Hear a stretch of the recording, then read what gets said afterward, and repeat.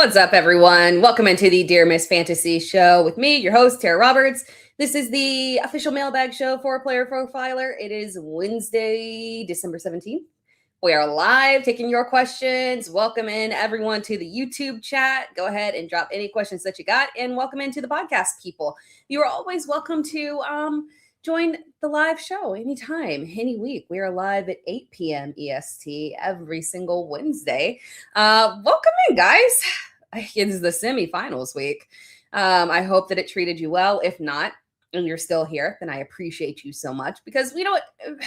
Win or lose, we're about that fantasy football life. So even if you didn't make it to the semifinals, even if you didn't make it to the playoffs, period, we're supposed to eat, breathe, sleep, live, and live fantasy football. So yeah, we're sticking in here. Plus, also, FYI, I have already started my off-season content because I'm that excited. So I've started doing my ideas in terms of videos. So just like heads up, you know, there's things coming. I'm gonna start things off. I'm pretty sure the first video that I'm gonna do is a things I got right and things I got wrong. That's going to be a fun one. I've already picked out the players. So make sure that you are tuned in, locked in, and staying with me through the off season as well. Jumping into the chat here right off the bat. And we're going to do rankings, of course, as always. I enjoy making this the ranking show for now. Obviously, that means we have literally just one more week after this of rankings, unless you guys want week 18 rankings, which is kind of crazy, but I think I technically have to do them, but I'll give them to you if you want them. Henry Odom, super chat here. Thank you so much. Colby, Pitts, or Bowers. And then London returns, Hurts, Pitts, question mark. Yeah. We got to, I feel like we're going to get a ton of tight end questions. As I was going through players and like I do a riskiest and safest start article every single week. And I go through the players and parsing through, and a lot of the riskier players are tight ends. We've got a weird tight end week where there's a lot of guys with upside. And then now, because of all the changes that are happening in terms of players returning, like Drake London, and then also poor Darren Waller. Oh my gosh. And I have comments on a video that I will get to after this. Sorry, I've been busy. If you dropped a comment on my Waller video, I will answer that. And we'll talk about it here on the live, of course. But Darren Waller, new quarterback in Quinn Ewers. And I guess people are kind of passionate about that one. Defending Zach Wilson. And, well, yeah, we'll talk about it here. Let me answer the question for Henry. Colby, Pitts, or Bowers. So if we do not get so it's interesting, actually. And we know this one also has another injury caveat of we could be getting Geno Smith back as well. Apparently, the Kenny Pickett experiment was super quick there. And technically, they have the way to walk it back in terms of saying, like, hey, Geno was hurt. It wasn't as if they had benched Geno. It was a soft, like, hey, you're dealing with an injury. Let Kenny Pickett roll. Get yourself healed there. And obviously, that was a complete disaster. Kenny Pickett looked like Kenny Pickett. And it was weird because I would have theoretically thought in terms of the way that Kenny Pickett plays that would have benefited Brock Bowers, but it did not. So we've got the potential return of Geno Smith, which in theory should be good for Brock Bowers. We've got Kyle Pitts potentially having Drake London return, which is not good for him. That would definitely cut into the hot streak there. Obviously, we have seen this offense when Drake London is healthy, and Pitts just does not have extreme upside, unfortunately. And then Colby Parkinson, and we have to make that decision immediately on Colby Parkinson because we got a Thursday night game with Colby Parkinson here. Game where there is going to be potential weather here. I should have updated in terms of last time I looked, it said definite rain. I'm going to refresh here and hope that it does not mess with my stream to you guys. Now, still definite rain, 46 degrees Fahrenheit, definite rain there. Winds 12 miles per hour right now. So yeah, we've got obviously, big concerns that there might not be a ton of volume. And it's also, for what it's worth, a fairly low point total in this matchup as well. Last I checked, it was around like 44, I believe. So given the high offensive firepower that we have in this matchup, that is extremely low there. Which, and often in a lot of these games here, that could mean that if they're not pushing the ball downfield, that can benefit the tight ends a little bit more there. But Parkinson has been used in a variety of ways. So It'll be interesting to see. But I think given the fact that we don't know about London returning, and we probably won't know by the time we have to make that decision on Parkinson, and given the fact that we still don't know the quarterback situation with Bowers, I would go ahead and start Colby Parkinson, especially with Devontae Adams out. Rain or no rain, Matt Stafford is still going. And granted, just remember, he did only have 130 passing yards in the matchup the first time around, but he did get 2 passing touchdowns. And touchdowns are really what Colby Parkinson is thriving off of. And obviously, touchdowns are something that red zone targets are very critical for Devontae Adams. Stafford gets into the red zone, he immediately looks. I mean, it's like locked in on Devontae Adams every single time there. He's just, I mean, the red zone targets are absolutely ridiculous. So that exiting in a vacuum is definitely going to benefit Colby Parkinson. So I still trust him even with the potential rain there. Sam Wise says, London ain't coming back. I'll eat my hat. I'll eat it with you because I've said multiple times, like people asking, are we getting London? Or are we getting Garrett Wilson back? I don't think we're getting either back. I mean, if we're going to get one back, probably London, but I really did not think they would put London out there. It doesn't make a ton of sense to me. You're not competing for anything. You don't even have your starting quarterback here. Yay for Bijan and Kyle Pitts holding it down there, but I'm very much so, as obviously it doesn't benefit us from a fantasy perspective, right? But I'm pro, like just from a general, like love the football players perspective. If they're hurt and you're not competing, man, just sit the player. And I don't enjoy it, but just sit the player, please. More super chats here. From Hi-Fi Samurai. Defensive, start sit. Broncos, Chiefs, or Bengals. I believe I have the Chiefs highest in that one, but let me check on the Broncos because I can't remember where I have the Broncos. No, I have Yeah, I have the Chiefs highest. Sorry. Thought for a second that I had the Broncos higher. Chiefs are and we'll look at defensive rankings in a second. Of course, I will pull those graphics up there as we go further into the show, but just to get us rolling here, Chiefs, actually, you know what? Let's go ahead and knock defenses out of the way. I'll have to yap as I'm sitting here loading my files in because I realized that I did not load in my graphics here. So I'm going to have to just yap here for a second while I pull it up here. But yeah, Kansas City defense, I have them as my overall defense number 3 this week. And Broncos I have as number 5. And then the Bengals, I do not believe you can see them on this graphic. I don't know where I have them. I might not have them. Nope, I don't have the Bengals ranked. They're outside of my top 24. So I do not have them up here on this graphic. So yeah, and I get the potential there with the Bengals, but obviously with the quarterback situation, right? But at the end of the day, they're still a suspect defense. I would not have them ranked. I would not play them over a team like Kansas City. I think this game is going to be, obviously with matchup, Tennessee is going to be a little bit lower scoring than we expected, unfortunately. We might potentially have Rashee Rice that's not going to be in there in concussion protocol now. So Chiefs defense is the one that I have the highest there. And then just overall for the podcast, since you guys can't see the graphics, Houston, number 1 overall defense this week, followed by Buffalo. Obviously good matchup against Cleveland, followed up by Kansas City, Philadelphia, who looked a bit renewed last week, despite the fact that they were dealing with injuries. Very interesting. Denver, the Saints, Minnesota, Seattle, Jacksonville at number 9, 10, the Rams. Again, so that we're looking at, obviously we're talking a lot about the Seattle and LA Rams game there. They're both top 10 defenses. And I think someone had a comment, and I'll go back through and look, but I believe I saw a comment right before I logged in of someone asking if we were going to get one of those Seattle boom defensive weeks there.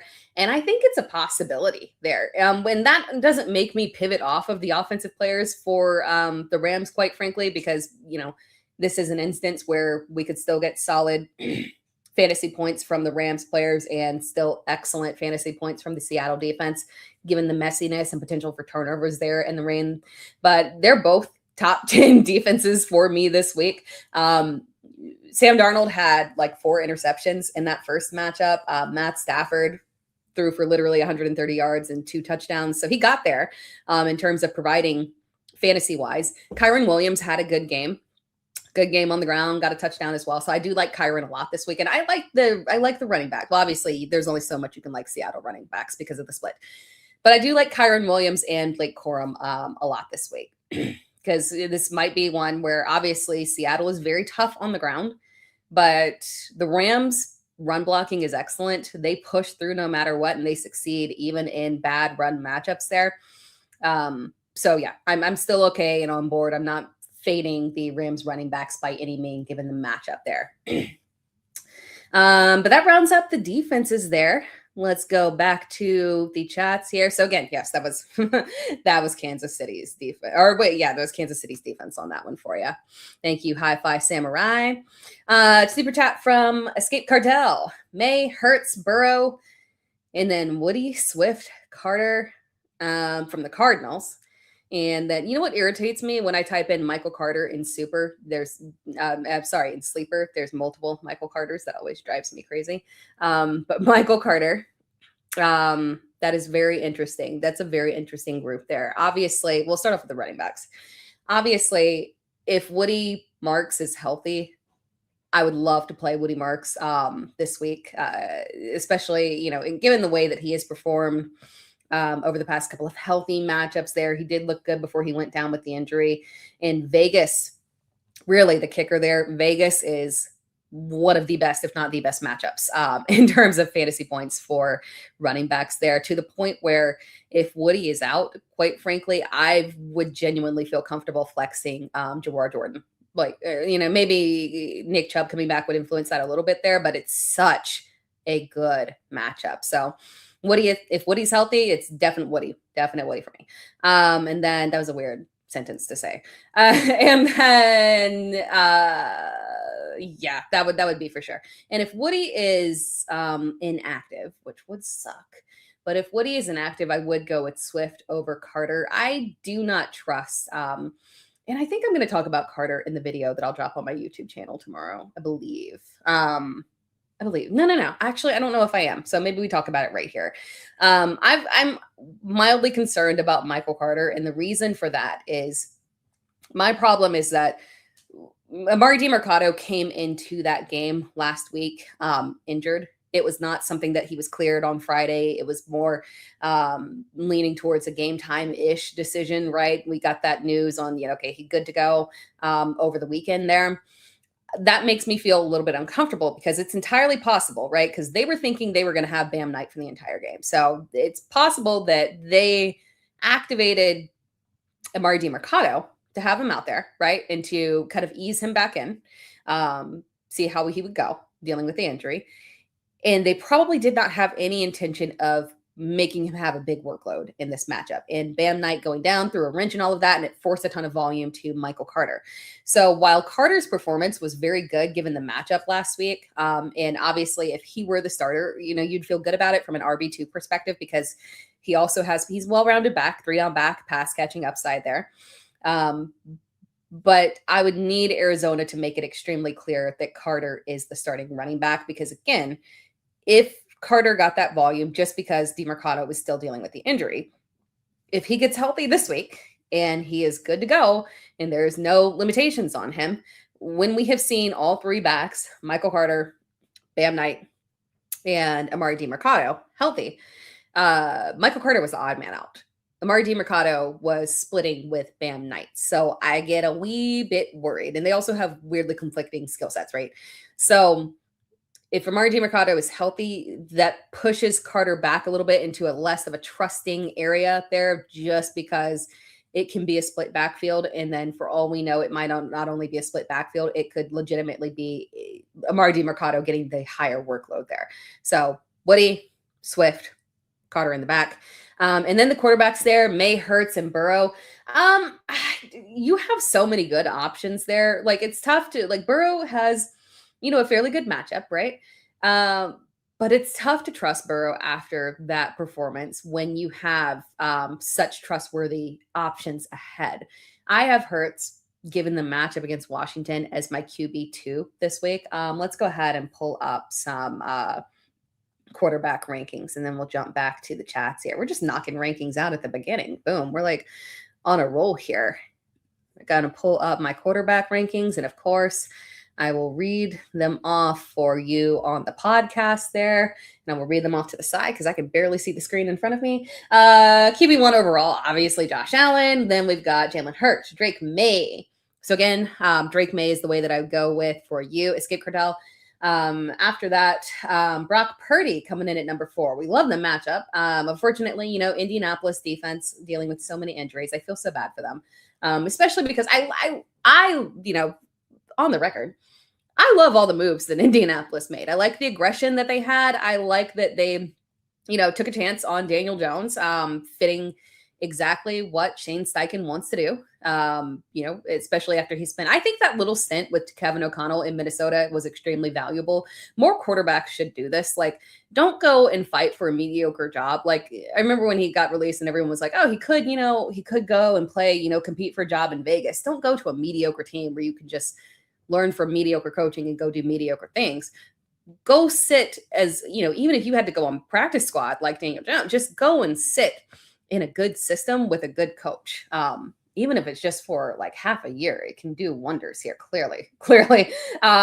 So yeah, I feel bad for Indianapolis because I very much so love what they've done. And I thought the playoff push was very for real for them. Unfortunately, back half of the season was the worst time for them to get all these injuries because their schedule was back half loaded and ugly. But back to that. So yes, Brock Purdy with a good matchup in at QB4. After that, my boy Jacoby Brissett at QB5. I'll be talking about him in the video that I drop on my YouTube channel tomorrow. Then Joe Burrow. I'm still giving him a courtesy ranking there, given the matchup. Hopefully he gets back into it, mentally and has a good bounce back game there. He's an excellent player. Certainly he can make that bounce back. Dak after that, Matt Stafford, a little further back in the rankings, obviously. And quite frankly, that might be a little, QB8 might be a little aggressive for him. I might push him back to QB10 behind Jordan Love, and that's probably the lowest that I would move him back. But then after that, I've got Jared Goff, Jordan Love, Lamar Jackson. I'm a bit lower on than consensus rankings just because, again, the matchup does lean pass friendlier against New England, but pass friendly or not friendly, there's a lot of trust issues there with the Ravens in general and Lamar Jackson in his inconsistency in fantasy. After that, we've got CJ Stroud coming up in the rankings, coming off a good week there and a good matchup against Vegas. Justin Herbert rising up significantly in rankings. I will talk about him in my YouTube video tomorrow as well. Excellent matchup. We'll probably talk about this, I'm sure, in this show as well. But excellent matchup. We're Dallas, obviously, we saw what JJ McCarthy did against that defense. Dallas's defense is, for all the changes they have made, they have not been able to solve that pass defense. So it's a good matchup. Justin Herbert, followed by Jackson Dart. Trustworthy, but a little bit further back because the Minnesota defense can be a little intense for rookies, right? Followed up by Caleb Williams. We saw this matchup literally 2 weeks ago. Obviously, different defensive situation with no Micah Parsons, but still a fairly stout defense overall. After that, we've at QB 16, we've got Trevor Lawrence just falling back in the ranking. Very trustworthy. I don't mind him still as a streaming option because of his rushing upside, but he falls back into the rankings just because of the bad matchup against Denver. After that, Bo Nix, obviously. Jacksonville's defense very much improved, on a roll there. JJ McCarthy coming in at against the Giants, and I could honestly raise him up above the other two. Quite frankly, it is, a level of trust that you have to lean into, but it's an excellent matchup against the Giants there. Followed up by Baker Mayfield, who's been struggling recently, so he's falling further back in the rankings. Tyler Shuck in a good matchup there, not the worst option if you got to go there. Bryce Young, good matchup. Kirk Cousins, great matchup. Aaron Rodgers, great matchup. So honestly, we've got streaming options on streaming options if you want to go deep there. Sam Darnold obviously falling back in the rankings due to matchup against the Rams. Then Marcus Mariota, bad matchup against Philadelphia. Shedeur Sanders, not an ideal pass matchup against Buffalo there. I like Quinshon Judkins for a bounce back this week. Followed up by I realized I've gone outside of my top 24 there. The 24 ended at Sam Darnold, and I just kept talking because I just kept reading names there. But yeah, after that it gets kind of kind of shaky. You get into the Shedeur Sanders, Gardner Minshew, Geno Smith, obviously, or Gardner Smith, Geno Smith pending, Phillip Rivers, Cam Ward, whatnot area. So those are the QB rankings this week. Very interesting. Again, I do like the overall depth that we've got in terms of streaming options here. Let's do another chat here. Thank you for the super flex. Thank you for the super chat. Hi-Fi Samurai, Half-PPR Star 3. Barkley, Rico, Swift, Justin Jefferson, Audric Estime. Trust level wise, Barkley 100% do like the matchup in this one. And then I would keep it all running backs, quite frankly, especially in half PPR, and go with Rico and Swift. I don't know if I trust Estime really there. And obviously Justin Jefferson, good matchup. But, and I'm going to talk about this in the video tomorrow as well, but tip off there. The matchup against the Giants leans more friendly towards Addison. There is a specific set of players that have had success, big performances in terms of, and even big singular catches against the Giants. And it has been those big play deep threat guys. So I fear this might be more of an Addison game than a Justin Jefferson game, just based off the profile of receivers that have had good games against the Giants there. So yeah, I would stick with the running backs, first three running backs there in Barkley, Rico, and Swift. Another one from Hi-Fi Samurai, start one, Stafford. Stafford 9, Shuck, or Kirko. Yeah, it's Stafford for me on that one. Again, the matchup is an issue, but at the end of the day, he can still get there from touchdowns. I think they'll still move the ball fairly well because we did see Kyren Williams. They can rely on the ground game. Kyren Williams had a good game against them last time. It was, I want to say he got like 90 yards or so. I'll double check, but the first matchup he had, 12 carries, 90 yards, 1 touchdown. RB, was it 12? RB 13. RB 13 in half PPR. So yeah, I think they'll move the ball well, and as long as they can get it into run well, get it into the red zone, Stafford can still get the touchdown opportunities there. From CJB44, Rashid Shaheed or Jaden Reed. Jaden Reed on that one. We do have to, he's hit with a questionable tag there. But we do have to monitor status for him. But Jaden Reed would be my preference there. And then Michael Carter or Jalen Warren.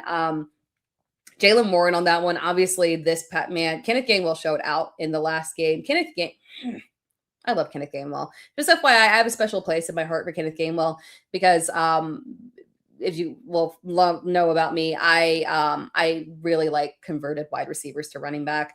It's not that they just are super successful. I just like them, and for some odd specific reason. So I have a soft spot in my heart for Kenneth Gainwell, and I'm happy to see him finally getting his opportunities in the trust level because he really is good. He really is good.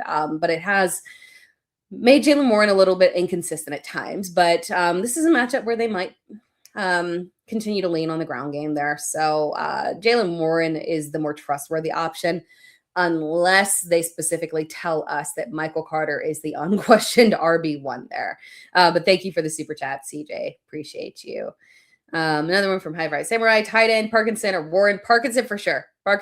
We'll pull up tight end rankings in a second. Did we pull up? No, we didn't. We haven't looked at tight end rankings yet. We'll pull it up in a second, but Parkinson on that one.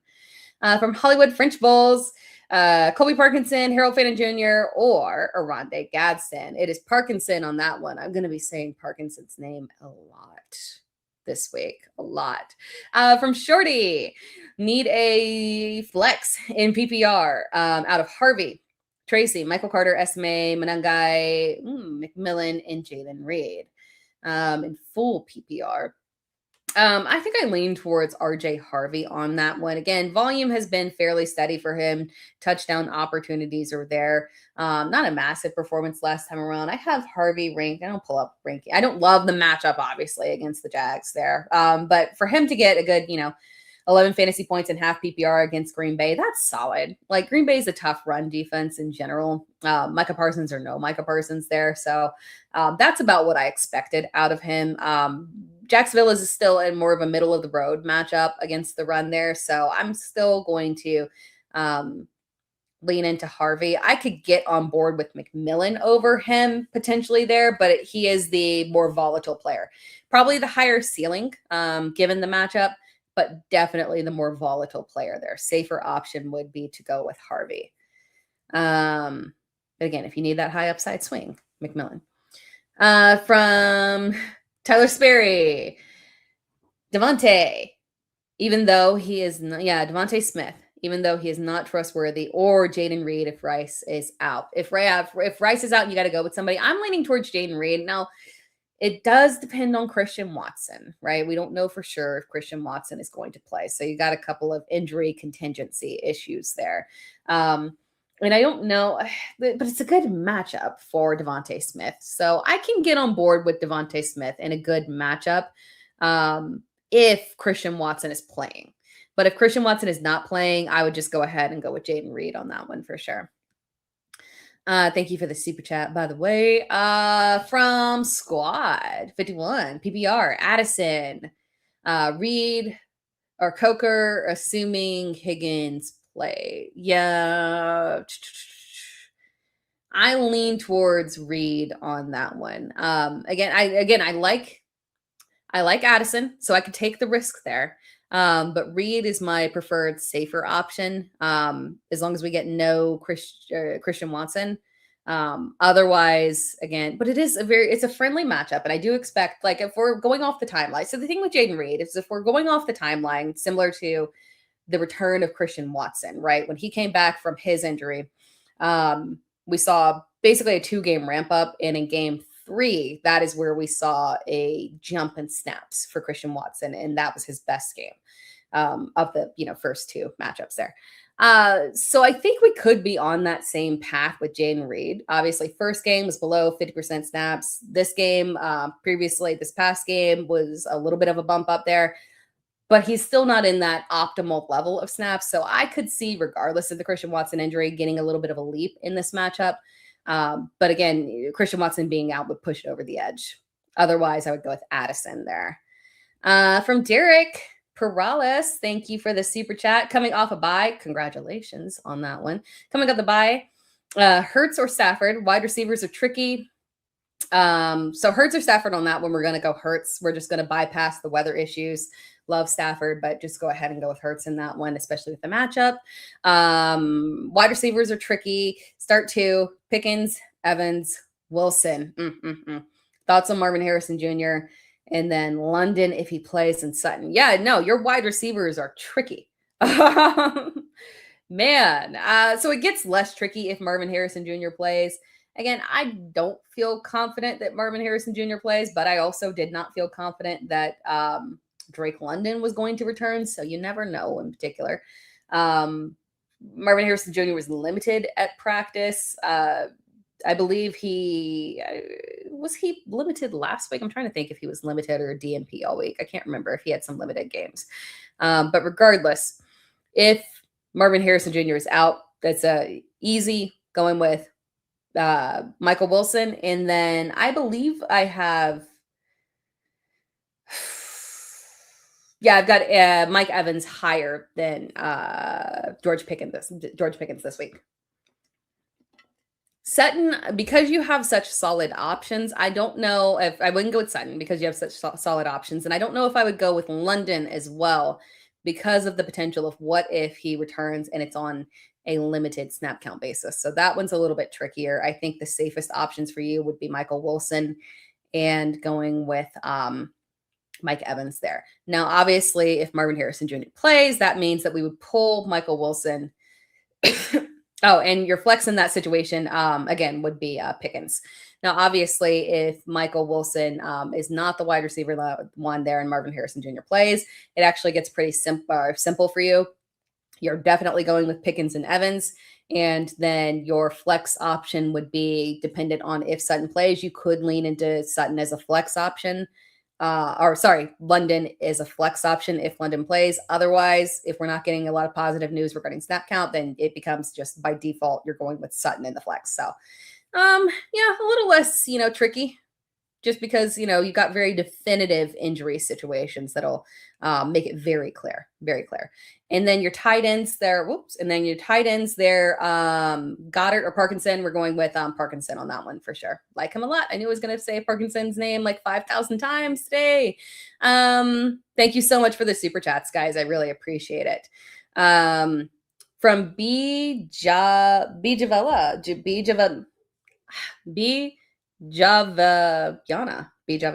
Did I get that right? Rasheed Rice, CD Lamb, Lad McConkey, Darren Waller, Mike Evans, Chris Godwin. Who am I leaving out of 2 wide receivers, 2 flex? All right, let me count. We got 1, 2, 3, 4, 5, 6. So we are leaving 2 people out on this one. Oh man, this is tough. I do have to say that we're for sure going well. So I don't mind Rasheed Rice if he is active, right? Because Gardner Minshew, in theory, Gardner Minshew should not be throwing the ball downfield. So the person that I worry about is Xavier Worthy. I would want no part of Xavier Worthy this week. Even if we have Rasheed Rice out, I don't feel comfortable with it. I think it's going to be majority of targets to Travis Kelce there and to Rasheed Rice if he plays there. So I don't mind Rasheed Rice because theoretically that should line up well with Gardner Minshew in terms of where Rice plays on the field. So if he's active, we are going with Rice, Lamb, Evans, McConkey on that one. We're going to leave Darren Waller to deal with Quinn Ewers, and Chris Godwin obviously does take a backseat to Mike Evans there. Now, if Rice doesn't play, this is where it gets fun because again, we would be going CeeDee Lamb, McConkey. I like the matchup for McConkey, so I'm giving McConkey a reprieve this week against Dallas's defense. Right, we're moving forward, and Mike Evans there. But then it leaves you deciding, are we deciding between Darren Waller or Chris Godwin? Obviously, the higher upside for sure is going to be with Darren Waller, but how much do we trust it with Quinn Ewers at quarterback? Because young quarterbacks can get in there and lean on a tight end, but obviously Darren Waller plays downfield a lot. He's not just catching balls right in front of the line of scrimmage, right? So it makes things like a little bit trickier there. Between him and Chris Godwin, I might lean towards the upside and go ahead and go with Waller there and diversify so you don't play both of the Tampa Bay wide receivers there. Just diversify a little bit there. From Dead Supernova, coming off a bye, I have Dart and Nix. Who do I start? Dart. I feel better about Dart. Obviously, Bo Nix is did I show? Yeah, I showed QB rankings. Nix is literally like 3 spots behind. But again, this matchup here with Jacksonville, Jacksonville's defense has been stealthy good. It was good to see Nix bounce back last week, but I can't let one performance erase the weeks of mediocrity that we had seen from him, unfortunately. So I got to go with Jackson Dart and the rushing upside there for sure. From Green Screen Man, start 2, Dak, Stafford, Brissett. Oddly enough, it is Brissett and Dak that I would go with. It's close between Dak and Stafford there. Given the fact that, Dak's matchup I hate, unfortunately, and I felt super good about him in bad matchups, but there obviously is the issue of that being just like an extremely bad matchup, right? And coming off of last week, I'm just kind of like, I feel a little bit burned right there. But the weather issue in the matchup for Stafford is concerning. I just don't see massive upside for him in this game. It makes him a little bit riskier there. So I would go with Dak and with Brissett in this and feel good about Jacoby Brissett. I'm so happy that we've gotten to this point with Jacoby Brissett. I'm about to make the Jacoby Brissett fan club here because I love high volume quarterbacks that throw in losses. That's my bread and butter there. big Jameis Winston girl.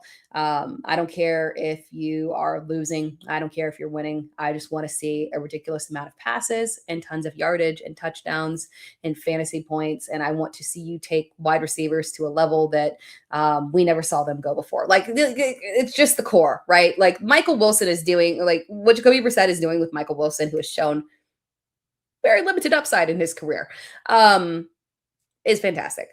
Fantastic. And it reminds me of Jameis Winston last year with Jerry Jeudy. Obviously, Jerry Jeudy has come back down to earth, and we now see like the beauty that having a quarterback like Jameis Winston can do for you here. So I know these Cardinals are super happy to finally be getting theirs in terms of statistics from Jacoby Brissett. Thank you for the super chat here. No background. No background. For tight end. Dallas Goedert or Colby Parkinson. Kincaid is an option, but he's questionable. Yeah, and for Kincaid, I think it's gonna flip back. Like last week was weird and frustrating, weird, right? Because it was a good matchup. He had done excellent in that matchup before. I was expecting a big day from him, and unfortunately underestimated the fact that Dawson Knox had a baby, and Josh Allen, who obviously this is like the weirdest, like, but these things are real, right? Josh Allen, who just announced he's having a kid, throwing 2 touchdown passes to the dude that just had a kid. It just makes a lot of sense there, unfortunately. So I do think Dallas Goedert will, Dalton Kincaid will bounce back this week, but again, he is playing through an injury. It seemed like it took him a while or a second to really get going last week and feel comfortable there. Matchup is like, right? So yeah, I do feel better about Colby Parkinson and Dallas Goedert. I have Goedert 2 spots higher than Parkinson. And again, it's matchup that is leaning towards Goedert being higher in play here. I wish that we had some kind of reference there. Now and again, granted, it was, we'd had some mediocre-ish performances there for a stretch, but it seems like Goedert is back on track with the increased pass volume here. So I'm trusting Goedert on this one over Parkinson. This will be probably the one time that I don't say Parkinson's name there. But thank you for the super chat. Really appreciate it. Nate Easy, trust Kyron or Bucky. Let's do some running back rankings, and then I need to take a quick break here, a quick commercial break, and hear a word from our sponsors. But let's go ahead and do some RB rankings before I take that little break here. Add it to the screen here. All right, running back rankings, because this is a good question. Kyron or Bucky, because obviously last week was very frustrating for Bucky. It's weird how we were waiting for the Sean Tucker ascendance, right? And then it took Bucky Irving coming back and being the clear lead back for them to suddenly decide, hey, I think we're gonna start using Sean Tucker at the goal line. Like, okay, thanks, guys. Really appreciate that. You were making things difficult all across the board there for us. Why won't y'all care about fantasy managers more in your game decisions? I'm joking-ish. But I'm joking. I have Bucky Irving as my RB8 this week and Kyron as my RB12. The matchup against Carolina is just too good to pass up there.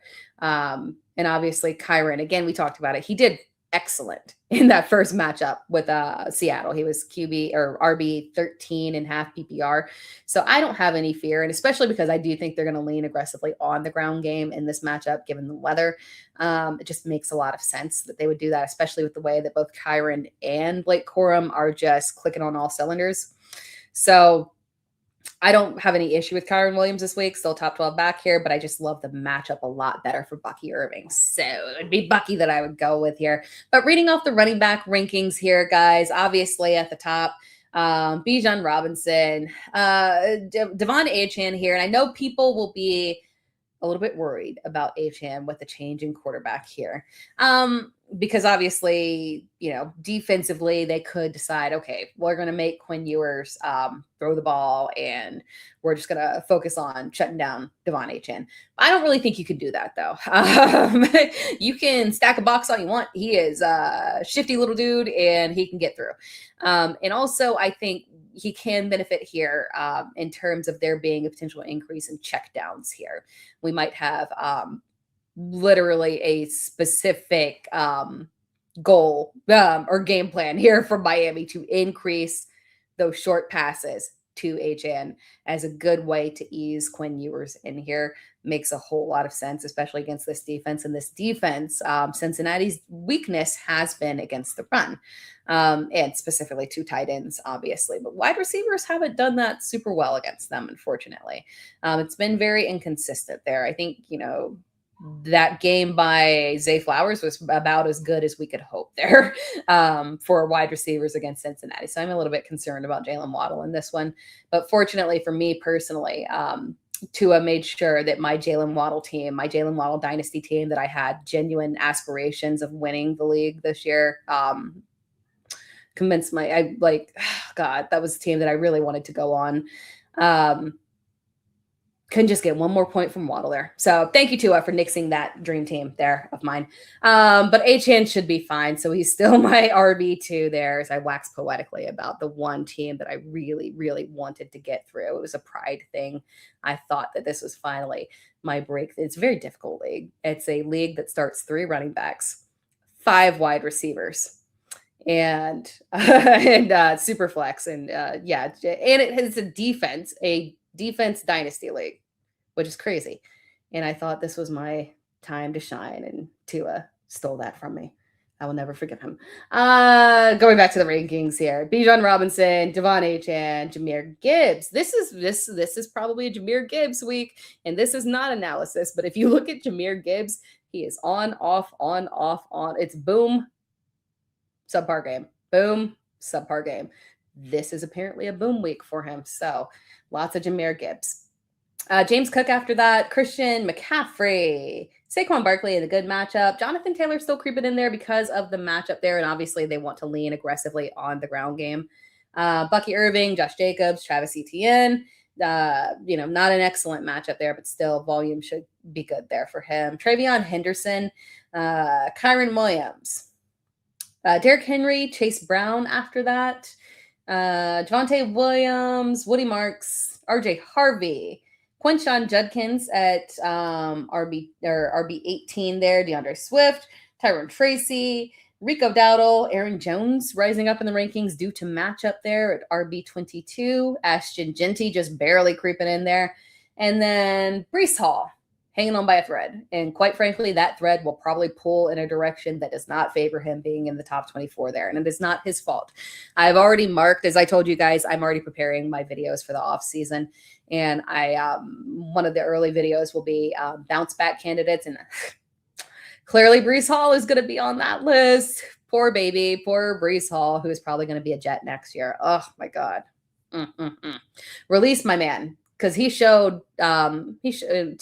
he's excellent. And I just wish that we could get him an opportunity on a good team there for him to really thrive. So bounce back 2026 for Breece Hall. Yes, those were the running back rankings there. Moving on to the chat again. From Frank B6, I don't think Luther Burden will play. Should I start Colson Loveland then? I've moved Colson Loveland up for the rankings again for the fact that he could be a very prominent, like potentially the most prominent pass catcher in this game here, especially considering that this is not a good DJ Moore matchup. So if Burden played, I would really like him. But if not, Colson Loveland has moved up. Honestly, I moved him up to, you know what, tight end rankings. Let's go. I forgot I was going to take, oh my gosh, I took the commercial break way too late here. We still need to, I'm not good to the sponsors. I'm so sorry. Oh my gosh. They shouldn't trust me to manage that. They shouldn't trust me to manage that. Showing ads and sponsors. Tisk. No, I'm joking. I'm joking in case anyone wants to sponsor and is looking at this video. I'm joking. I'm an excellent person to sponsor. Anyways, on to the tight end rankings here as we talk about Colston Loveland. And I realize you can't see him in this graphic because the banner and comments are covering it up here. But Colston Loveland, I have moved him up to my tight end 12 in these rankings this week. I like the matchup against Green Bay for him. I'm not a big matchup, but again, one that he can have a solid game in.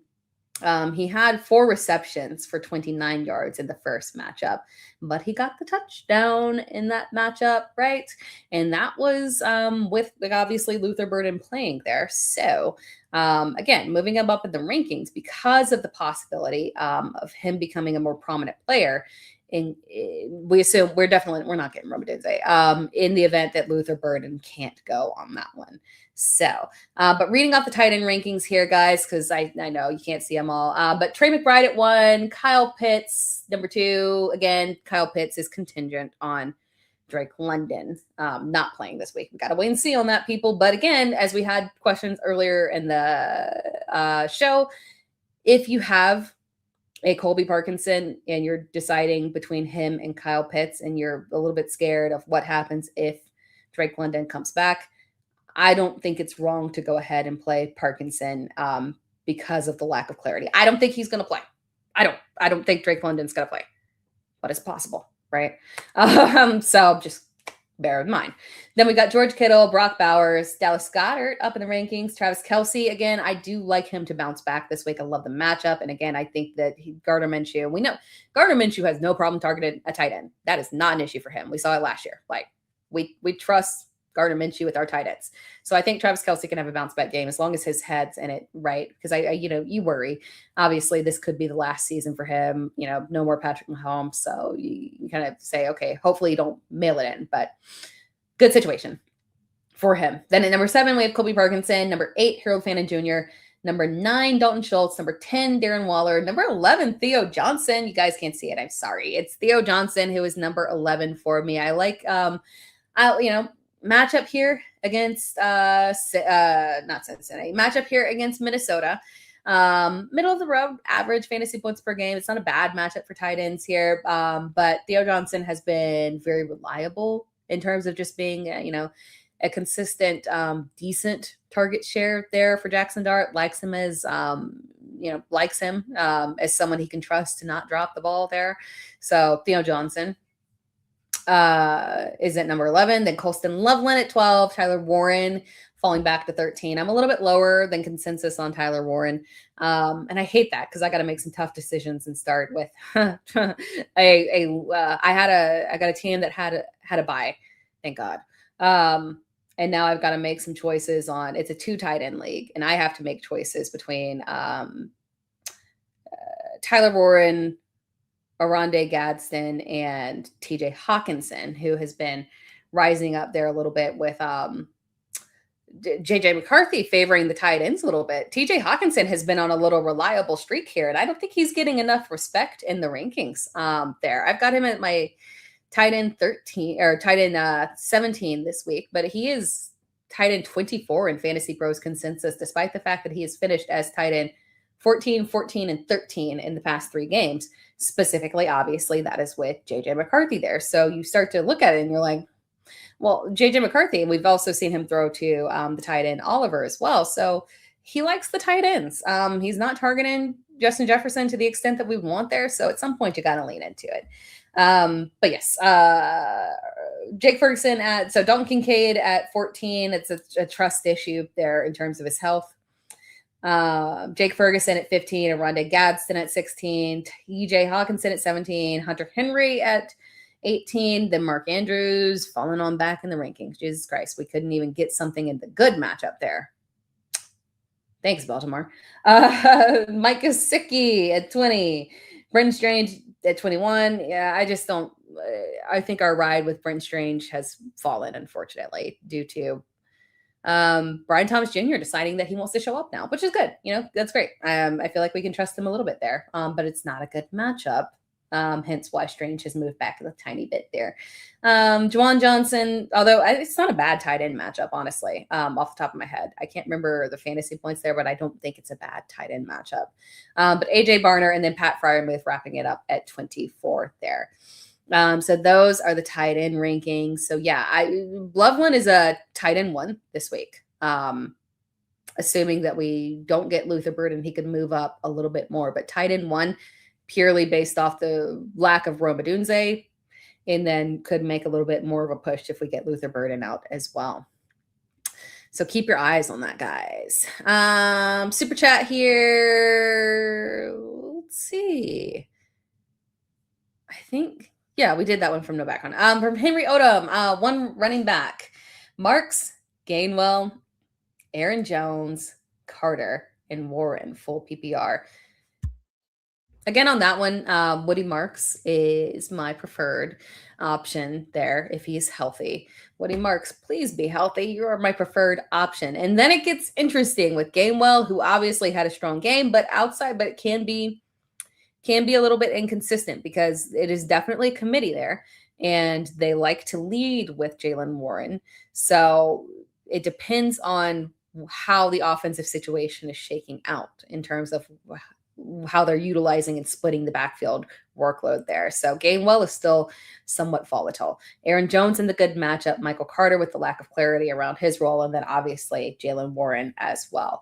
So Woody Marks is definitely the one that we prefer there if he is active. And if not, I think I lean towards, I believe it would be Aaron Jones that I have ranked the second highest there. Yeah, it's Aaron Jones that I have ranked the second highest there, given the matchup against the New York Giants.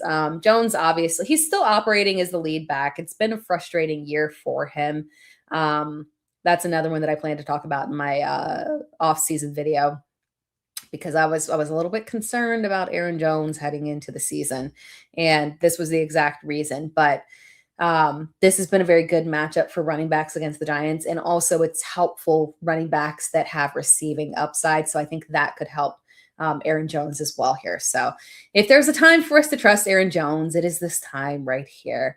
From Aaron Hundersmark, 2 wide receivers, Rice, Evans, Michael Wilson, JMO, or Henderson. And then your tight ends, Bowers, Parkinson, Waller. And then your flex from leftover. And then you're worried about the Raiders QB, can't get the ball to. Yeah, and that's why we got to wait on the contingency plan there, with Geno Smith potentially starting there. I'm trying to think. You 2 wide receivers, but you said Henderson, so I'm wondering if it might have been somebody else that you meant to say there, or if I'm missing something. I don't know if I'm missing something mentally there. But regardless, Mike Evans and Michael Wilson are my guys here. These are my guys that are Jameson Williams I have in the top 10 as well. So honestly, there's this one is tough because there's obviously not a massive separation there, but then that makes it easier in terms of you do want to have your flex option be Jameson there. So my wide receivers would be Michael Wilson and Mike Evans and Jameson there. And then also, if for some reason Marvin Harrison Jr. Okay, perfect there. That makes it easy. Because you said Harrison and not Henderson. That makes it actually super easy on you. You don't have to make any contingency plans. It is literally just you're going with Evans and Jameson for sure. And then the final option would be Michael Wilson if Harrison is not active, and then Harrison if he is active. Yeah. Because in Jacoby Brissett, we trust. For your tight end, yeah, Bowers, Parkinson, and Waller. Parkinson is the safest option of that grouping. I do have Bowers still ranked slightly higher there in hopes that Geno Smith will come back there. But again, on that one, we might not have that information until, unfortunately, we get past the Thursday night game. So if you want to go ahead and play Parkinson over Bowers, I'm 100% on board with that. That's probably the direction that I would go if I was in your situation, where I don't know if I want to wait and see. Super Unknown says Geno is all good. Did he got cleared? I must have missed that today. Oh, he practiced in full today. Okay. He practiced in full. Yeah, if you want to go with, I like Bowers with Geno back this week, but if you feel more comfortable with Parkinson just because of the quarterback situation, just in general, and the team situation, I totally understand that. But I do like Bowers this week. I do. Not a good matchup though against Houston. So it's entirely possible that also, yeah, if you want to think about it that way, it's also a bad matchup specifically for Gino. Not a bad matchup necessarily for the tight end position, but if Gino can't stay upright because of the matchup there, it does make it more difficult. Yeah, I can get on board with Parkinson over Bowers. Yeah. Now that we talk it out. Now that we talk it out. Yeah, and Super Run is saying McBride did fine. McBride did fine, but McBride is another McBride is another beast there. McBride, and so I would not base feeling good about tight ends on what McBride did because Jacoby Brissett also had the best game that a quarterback has had against Houston all season. It's kind of miraculous. Like we're not giving Jacoby Brissett enough credit there. The man threw 3 touchdowns against Houston. That's an outlier. He's the only quarterback that was able to do that all season. And he only had 1 interception. He's the only quarterback that was able to do that. He had one of the highest yardage games. I mean, he had great, good completion. He had a great game. And I do not trust. And also he has a good offensive line. Let's make that clear. Like he has a good supporting cast and a good offensive line. It's a good offensive situation for him. Geno Smith does not benefit from any of that, unfortunately. They've got no, high-end wide receiver. They've got no offensive line, none whatsoever, right? So unfortunately, it's just a bad situation for him. But Brock Bowers is awesome. Again, it's just a scary matchup for Geno. He could get knocked around a ton in this matchup here. We got an interesting question from Leaving here. 2 QB, second QB, Geno, Ewers, or Rivers. Them's the breaks. I feel that. That is a really interesting question. Obviously, when I showed my quarterback rankings, they only go to 24. But as of right now, I have, as of right now, technically, and I don't think I would go this direction. But technically speaking, it is Rivers that I have ranked the highest because again, I do, it's a good matchup against San Francisco. He threw a touchdown last week. He did run around a little bit, but at the end of the day, I like the ups. He has the most limited upside there. Ewers against Cincinnati is interesting, right? Because we are talking about one, he has Darren Waller, he has Jalen Waddle, he has Devon Achane. Like he's got a good supporting cast. Do I want to go with Geno in literally an awful matchup where he factually is going to struggle to stay upright? Or do I want to take the chance there with Quinn Ewers in his first game in a good matchup? In a matchup that could easily favor him throwing multiple touchdowns specifically to Darren Waller. I think I might take the chance there and go with Ewers given the matchup. That's crazy. But I think that I might take that chance there. And again, just to repeat for people, it's a 2 QB league. Obviously, there have been so many injuries at quarterback. I 100% understand why you have to go to this point, right? Because we've lost. I mean, you could have lost Daniel Jones, you could have lost Patrick Mahomes, you could have. I mean, like it's just a destitute situation out there, right? So unfortunately, Ewers, given the matchup, might be the best option there because he also can run around a little bit too, for sure. I'm gonna double check and make sure I got all the super flex. I think I have. Let's see. I think we got 2 more super flex, or sorry, super chats. I always say super flex, super chats that I missed there. Need a RB2 and a flex. Michael Carter, Kyle Monangai, Jawar Jordan, Audric Estime. Oh, this is a good question. Tyler Algier, Keaton Mitchell, Emeka Ibuka, Christian Watson. This is a great question. So and it's interesting because honestly, you technically could go like for Emeka. Emeka finally looked decent last week, but it is a matchup that can be a little suspect for wide receivers, right? Because Carolina's secondary can play up. And also, Mike Evans looked great. Chris Godwin looks like himself. I mean, it's just not an ideal situation, right? But I think I would still flex, assuming Christian Watson is out. Now, if Christian Watson plays, this is Christian Watson all the way. He had 2 touchdowns in terms of your flex. He had 2 touchdowns in the first matchup 2 weeks ago against Chicago. Christian Watson. If he doesn't play, I think I would still lean towards going with Emeka Ibuka and just going ahead with the wide receiver in flex there. But for your running backs here, this is fun. This is a fun question here because if Jawar Jordan is a starting running back, I would absolutely start him as your RB2 here. 100%. 100%. No question. Yeah, that's fun. I'm glad I got to say that. Given the matchup is excellent, right? So if the other running backs are out, he's the starting running back, I'm moving forward that way.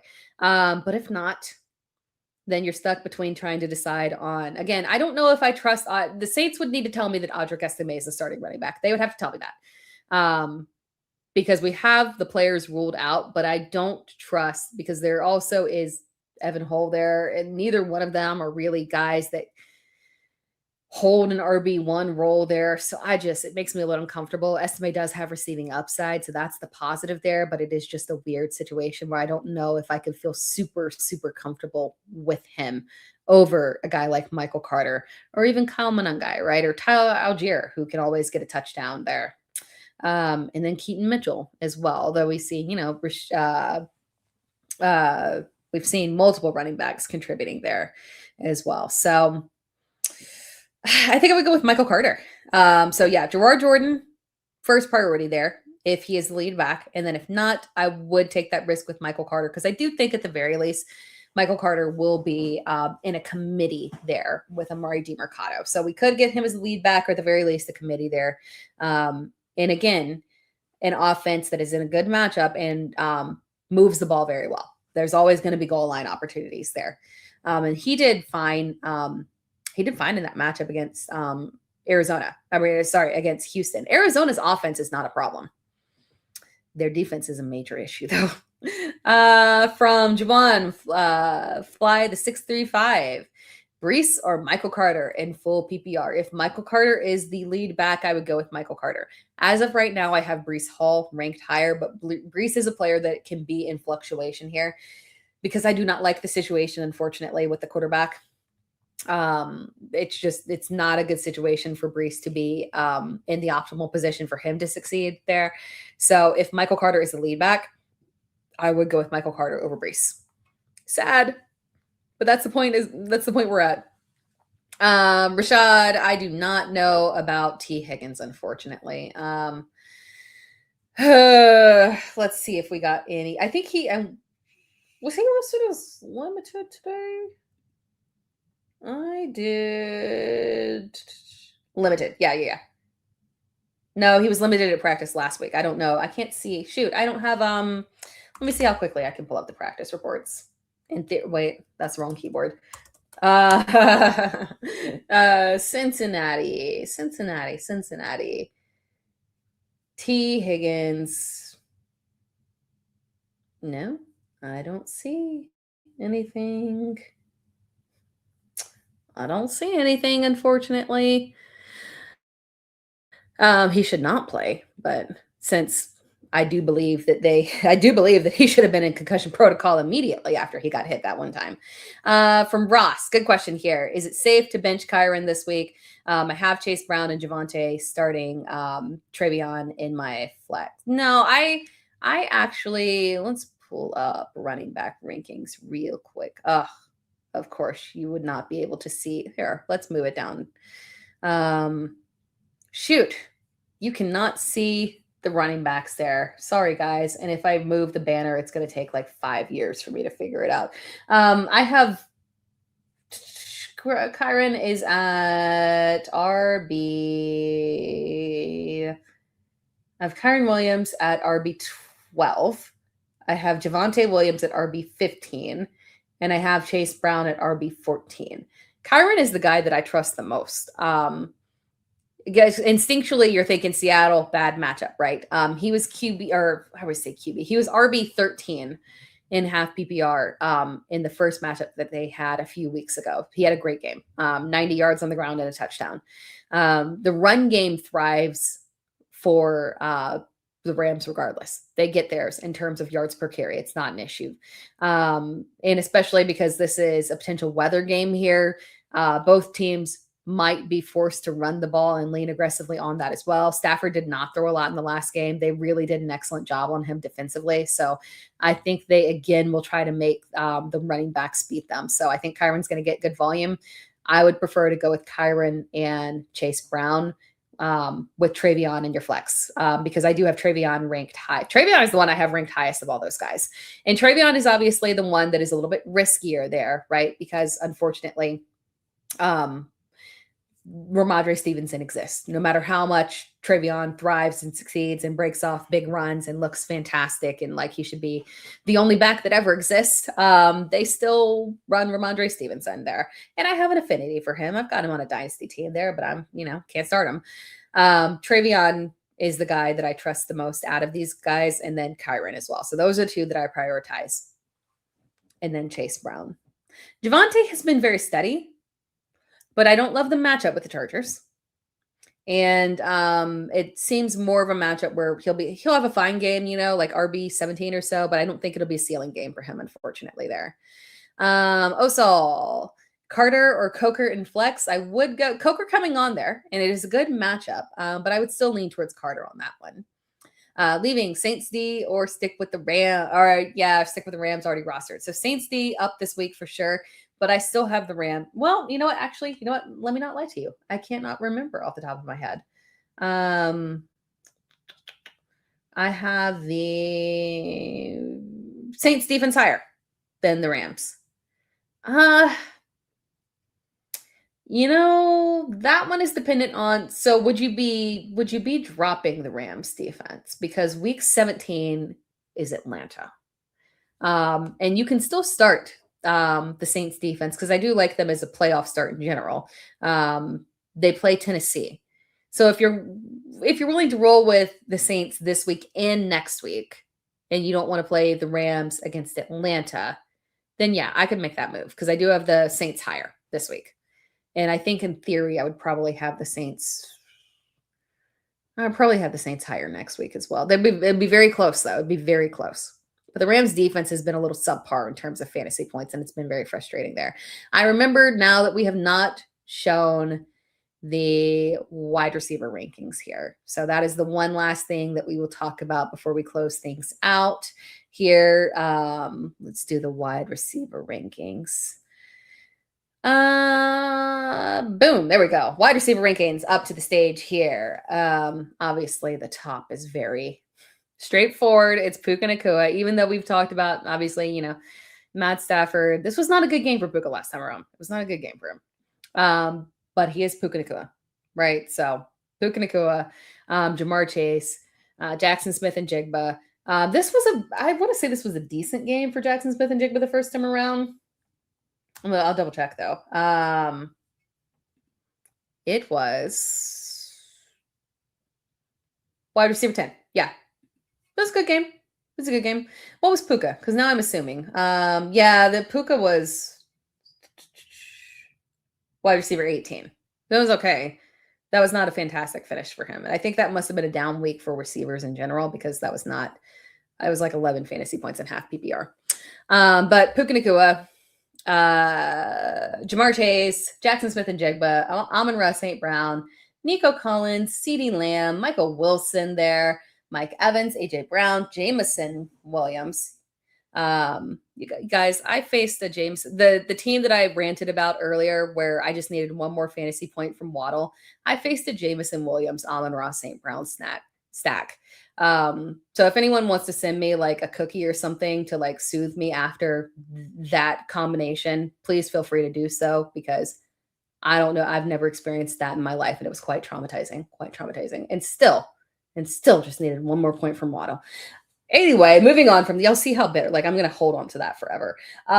Bitter to the end there. But Jameson was at number 10, Chris Olave, DK Metcalf, Jalen Waddle. That's a little suspect. I could honestly move Jalen Waddle back in rankings a little bit there. I think this was the one thing that I did not update with Quinn Ewers at quarterback. I updated Darren Waller. I don't think that I updated Jalen Waddle. So technically, I can move Jalen Waddle back a couple of spots there, to be frank on that one. But George Pickens, Tedero McMillan, Jawan Jennings at 16, Cortland Sutton coming on there at wide receiver 17, followed by Terry McLaurin there. Matchup scares me a little bit there, but he has had an excellent connection and been coming through in touchdowns there with Marcus Mariota.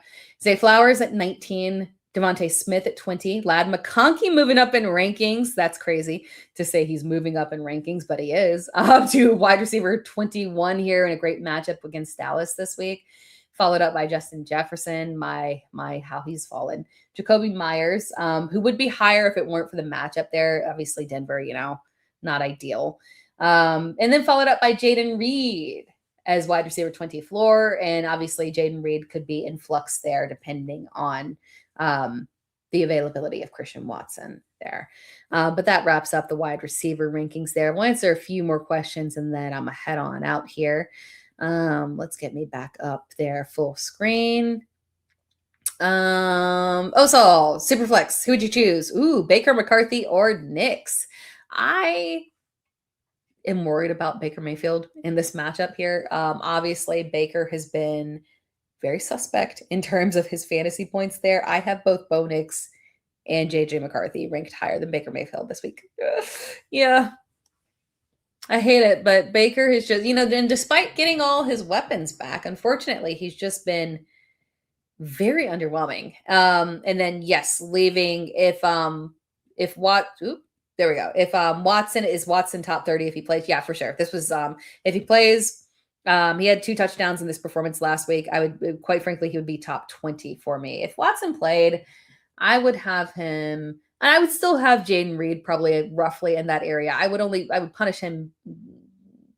Actually, I wouldn't punish him that much because I expect an uptick in volume for him regardless. He should see a snap count increase in this game, even if Watson is playing. I would move Christian Watson up to wide receiver. If he's healthy, active, and good to go, I would move him up to wide receiver 14. That would be 13, actually. I would have him right below DK Metcalf there. Yeah, I'd be pretty aggressive on it, given the matchup there.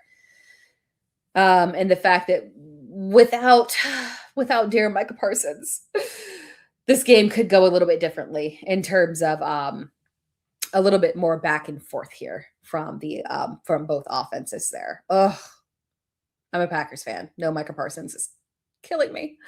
But yes. All Kyron Williams questions are yes, good to go. He's a top 12 for me. He's actually my RB 12 this week. So love Kyron Williams. From TB, pick 2, Evans, Michael Wilson, Ladd, Pollard, Judkins, Loveland, or Waller. So the tight end question, Loveland or Waller, it depends on how risky you want to be. Again, Quinn Ewers a quarterback, right? That's a lot of question marks, but it is literally the best matchup for tight ends. Just ignore what Baltimore did last week. I don't know what Baltimore was doing. Like, full disclosure, whatever Baltimore did last week, do not use that as a reference point for anything. I'm a little perplexed. Like, it was just a subpar game all around, right? The max fantasy points that an individual had was 15 points by, I think, both Lamar Jackson and Zay Flowers.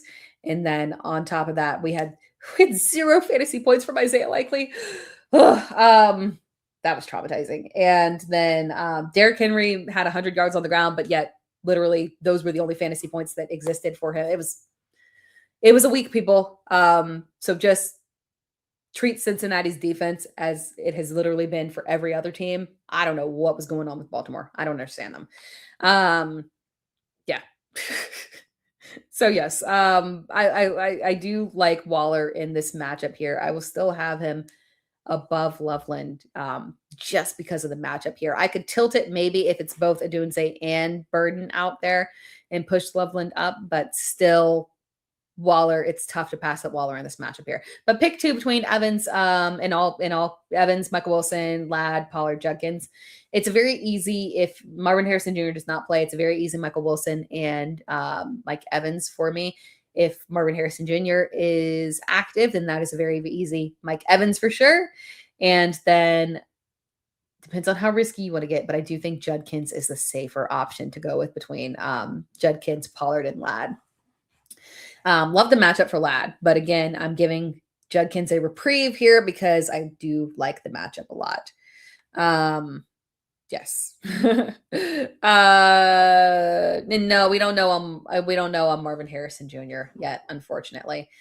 And Michael Wilson could still be a flex, but we did see that when Marvin Harrison Jr. did come back for that one game, it did significantly downgrade Michael Wilson to the point where he would just be a flex option. Still playable, but just a flex option, not the upside, unfortunately, that we have known to grow and love. And then last comment here from 30NJD. 30NJD30. Half-PPR. Who'd you start this week? Gerard Jordan, Audric Estime, Blake Corum, or Chris Rodriguez? We don't know on Rodriguez, unfortunately, in terms of whether or not he'll be 100% good to go. And then Estime, I do have to have 100% clarity on him. My preference there is Gerard Jordan. Obviously, if Woody Marks is out, so we got to wait on that. For you, I would wait it out because you're going to have to make that decision on Corum there real quick. But the upside for Jordan, if Woody Marks is inactive, would be super high that I could not pass that up. So I would pause there and then play Gerard Jordan if Woody Marks is inactive. And if not, then I would pivot to Audric Estime would be the one that I would pivot to. And then super chat from Derek Perellis to clarify who you're leaning towards, Parkinson or Goddard. I'm still leaning towards Goddard on that one. And I'll see if consensus agrees or disagrees with me on that one. Oh, nope. They look like they're in agreement. Let's see. Goddard at tight end 5 and Parkinson at tight end 7. Yeah. And that's how I have it too. The lean is towards Goddard. He's just been coming on strong there. Hate to sit Parkinson given Devontae being out there, but again, weather concerns and whatnot, I pass potentially being a little low there. So it would be touchdown dependent, which is fine. I think Parkinson will get a touchdown in this game. Like if I had to bet it, I would bet the anytime touchdown for Parkinson. But it could just be the touchdown that comes through and maybe not a whole ton of volume because of the matchup there. Windy, rainy, just bad situation there. So Dallas Goedert would be the direction that I would lean. And then Reed, Southern, yes. Even if Christian Watson plays, I am expecting, so we're seeing a snap ramp up for Jaden Reed. We got to remember, he has not played since week 2, and he barely played literally 3 snaps or something like that in that game. So we're seeing a ramp up of Jaden Reed. And first game was under 50% snap. This game we saw a little uptick here. And regardless of Christian Watson playing, we should see another jump in snaps for Christian Watson, for Jaden Reed there, making him a fine flex option, even if Christian Watson plays. But if Christian Watson is out, Reed would easily fall into a low-end RB2. So yeah, he is still in play this week, regardless of Christian Watson's status.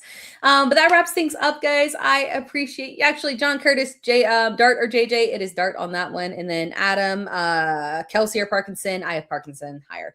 But that wraps things up, guys. I appreciate it. If I missed any questions or anything, which I'm sure I did because there were tons of questions and chat was awesome here. But if you have any other questions there, feel free, of course, to drop them in the comments on the video or any of the videos and I can get to them on my YouTube channel. But other than that, I appreciate you all tuning in. It was good to see a big crowd still here because, again, stick around. We're going to stay strong here, closing out the fantasy season, and then we're heading into the off season too. It is going to be fun. I'll still have live shows for you guys as well. So I won't disappear. You'll still be getting videos on rookies and free agencies, draft, all that good stuff. I thoroughly enjoy making deep free agency lists with all team needs, anticipating moves and everything, and then predicting in terms of, especially if you guys play Dynasty, that's always helpful. But it's always helpful in terms of, if you're playing best ball, that's very helpful as well. And then always good to be ahead on redraft as well. So stick around, guys. I appreciate you all tuning in. Again, I will be live with you again next week, Wednesday, 8 p.m. EST. And if you're not subscribed, that would be very much appreciated. Also, like the video. It does help us as well. And again, if you're not subscribed, I would appreciate the subscription to my YouTube channel. And then, of course, for Player Profiler as well. That is who this podcast, the Dear Miss Fantasy podcast, is through. And it's available on all podcast platforms. So appreciate you guys tuning in. Let me know how you did this week. Gosh, we have football tomorrow. Should be good. Let's hope it's a good game there to start off our fantasy week right here, so we can go into the weekend feeling good and strong about our matchups. But be sure to come in and be back next week and let me know how you did. Otherwise, I will talk to you all next week. Have a fantastic week. Good luck with all of your lineups. Talk to you guys next week. From the Podfather to you, I deeply appreciate you tuning in. And many ask, what can I do? What can I do to help support the hosts, the research they do, the production costs? Go to playerprofiler.com, Dynasty Deluxe, World Famous Draft Kit, Rankings, DFS Dominator, and of course, data analysis. Subscribe to any one of those, and you support all of us and take Player Profiler to the moon.